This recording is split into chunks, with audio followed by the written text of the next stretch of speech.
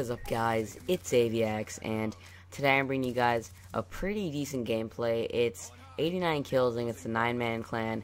And it's not my most impressive gameplay, but I thought it was kind of cool because it was against a 9-man clan. And you guys are always saying, oh, you just play against scrubs, you just play against bad people. And these guys were pretty good. They were in a full party, so that was kind of cool to me. And they were all speaking Spanish. They were all in like Mexico, I think, because sometimes when I get like those really bad connection, like those days where I get really bad connections, or I just be getting lag spikes, I'll get into games with people from like other countries. I'm like, oh gosh. But I did pretty good in this gameplay regardless, and it kind of goes with the topic that I'm going to be talking about today, which is the $1 million Call of Duty Championships, which is a pretty cool idea because it's this game that we all know and love. Me and you play it like all the time, and we play it pretty casually. Probably I play it for gameplays a lot, but most people play it pretty casually, and these people take it so seriously, and it's so cool because it's like a lifestyle for them, and they practice so much. You can tell they grind for hours. You can just tell by how well they know each other and how well like they work together, and it's so cool to see all these legit announcers, and there's all these like people there watching. There's a crowd cheering for them, and they're just playing video games. And it's so cool to me because like I'm so glad that that's a thing, and it was so fun to watch. I've been watching it on Twitch TV the past 2 days, and it's just like I'm on the edge of my seat all the time. There's the announcers who keep it really fresh. They keep it so it's interesting. You know what's going on in case you don't know what something is, or you don't know what a championship rule is. But it's really fun to watch. A lot of you guys probably only like watching, commentators and like gameplay that's only, pub stomp, triple swarms and stuff like that. But, if you like actually watch the competitive gameplay, it's really exciting to watch because there's always a commentator commentating over it, and it's a lot more exciting because if you see someone go on like a 9 kill streak or something, that's insane. To them, they're like, oh my gosh, he has just gone on a 9 kill streak. Like, it's crazy because for me, like 9 kill streak, I'm like, okay, that's no big deal. I go on those all the time. But if you go on it in competitive gaming, like today, like someone went on like a 10 kill streak, like it was ridiculous. It was pretty cool to watch. It's really exciting. It's cool when you have a team that too, that you're cheering for. Like, for example, I wanted Optic to win, and if not, I wanted Envy to win. And I like Optic because I'm subscribed to Scumpy and Nadeshot, and I like them both. They just seem like good guys, and a lot of YouTubers cheering for them. And I think they were one of the more popular teams, even though they weren't the favorite to win. But they ended up getting 3rd place, and Envy ended up getting 2nd. So I guess it's better for the 2 teams that I like to get 2nd and 3rd than for them, like one of them to get 1st and one of them to get like last. You know what I mean?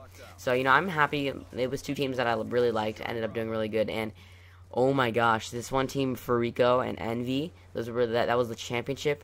They were going so hard. Like, honestly, I believe that the games could have gone either way. It was crazy. For example, Envy is really good at capture the flag, and Farico is really good at hardpoint. And then they were tied, and they're like, oh gosh, Envy really needs to win this capture the flag game, and they lost to Farico. And I was like, oh my gosh, because the game before, Farico had just crushed them, demolished them in hardpoint. They almost got 250 points, and now it was like they beat them and captured the flag. So it pretty much seemed over. It seemed all over, and it was so cool because like the next game they went into, it was Farico's favorite map and their favorite game type, and Envy came out and beat them. It was a close game. They didn't crush them, but they went hard. It was so cool because you could just tell they wanted it like so bad. Seriously, for real, like it was so cool. I'm like, oh my gosh, are they gonna do it? Like they set up. It was really cool. I was like, is this really happening? Like, I thought it was really chill. Like I can't believe that actually happened. And then in the final, it ended up going to the second to last round, almost the last round, in Search and Destroy on the map Meltdown, and it was pretty cool. And Envy ended up losing, and that was kind of disappointing. But it was just so exciting to watch every round. On the championship game, every round the crowd was cheering for who they wanted, and it was just crazy. It was like, it reminded me of, it's kind of like a sport now. I'm not gonna say it's a sport, but it's really competitive, and it just reminds me of when the last inning in the World Series, Game 7. Like, it was just so intense because it was first place takes home $400,000, and second place takes home $200,000. So it's the ring, the glory, the bragging rights all over like one round. And It's just crazy. And third place, Optic, ended up taking home 150,000, and they split all that money. It's not each.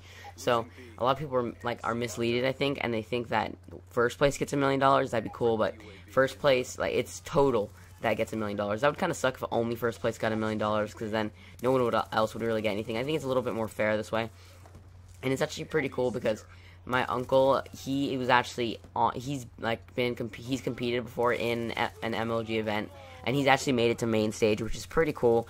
I don't think he got to like top 16. I think he got like top 18 or something like that. I'm not really sure how the bracketing works. I'm not 100% sure, but yeah, he made it pretty far, and he actually got to main stage. And he told me about it, and he said that it was like really nerve-wracking. Like, he said it's the most nervous thing. Like, imagine how nerve-wracking it is. Like, you're told this one round, this one death could cause you $200,000, and everyone's watching and cheering for you, and there's people commentating over it. Imagine the pressure. Just imagine, like, I would be so, I would be like so like nervous. Imagine just everyone's watching you. That would be crazy to me. Everyone's watching you, you know. Like, the pressure must be intense, and that's probably why some of the veterans are like a little bit better sometimes. Probably mostly just because of the pressure, but it's just so cool because they all get their own little booth, and they're all like with their sponsor stuff on, and that's really cool to watch for me. I think it'd just be like a really cool experience. I wish I could have gone. I don't know if it was open to the public. I'm not really sure about that, but if they have another one next year or a COD XP, something like that, I'm definitely going to be trying to go to that. I think that would be really fun to be able to, you know, go to an event, not only just to, like, sorry, like, you could just feel the energy, that there was energy there, like, it was intense, but it'd be really cool to meet up with a lot of YouTubers. You know, you could see a lot of YouTubers in the crowd on the screen, a lot of pro players. It'd be cool just to talk to them, get a picture with them, anything.